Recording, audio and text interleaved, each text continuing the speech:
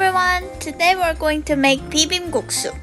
This cold noodle dish is perfect for those hot summer days. Cold noodles sounds a bit different, but there are many things similar to this dish. Think macaroni and pasta salads, but they're spicy and refreshing Korean cousin. Let's get started! First, chop 5 cloves of garlic for the spicy sauce. Finely chop and put it in a bowl.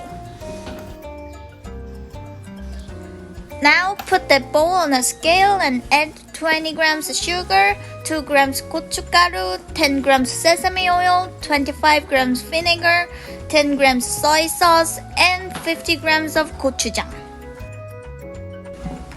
Mix well and set aside. I highly recommend buying a scale. It's much faster and there's less dishes to clean. Next, slice cucumber for garnish. Slice it on a bias, then shingle it like I have here. Then cut it into strips. This is the better Asian version of the old French julienne.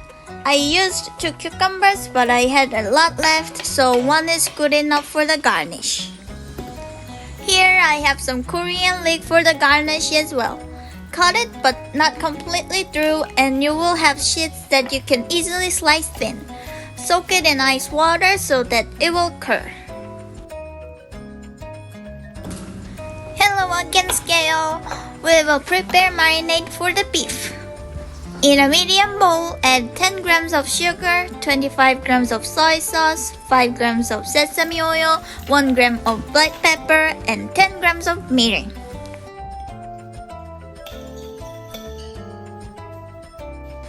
Next, the beef itself. As always, I'm using top round. No need to use anything expensive. Thinly slice it against the grain and it will be super tender and tasty. Add the slices to the bowl with your marinade and mix well. While the beef sits, we can make the egg garnish. Crack 2 eggs, add some salt and scramble them. In a large nonstick pan on medium heat, add some oil, then a thin layer of the egg, almost like a crepe. Once the first side is cooked, flip it and set aside. We will thinly slice it later. In the same pan, add the beef. If your pan is small, cook it in separate batches, so everything browns nicely.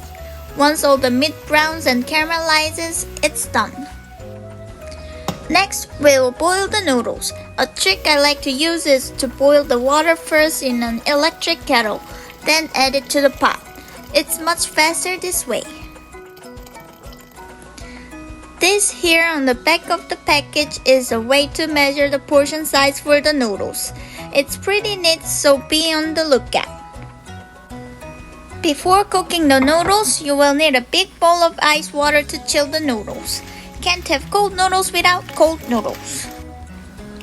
Add the amount of noodles your package suggests and cook it according to the package instructions.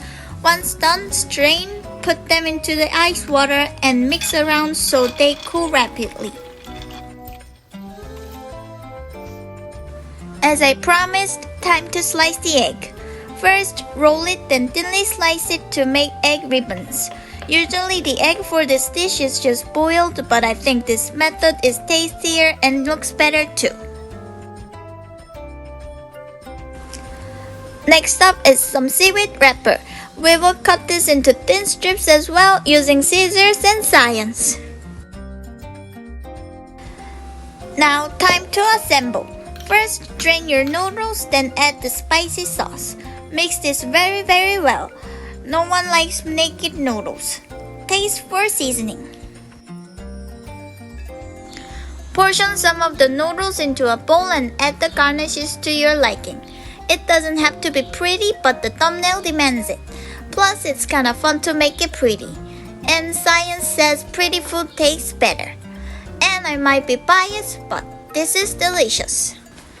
Like, subscribe, and stay tuned to see what will we cook next.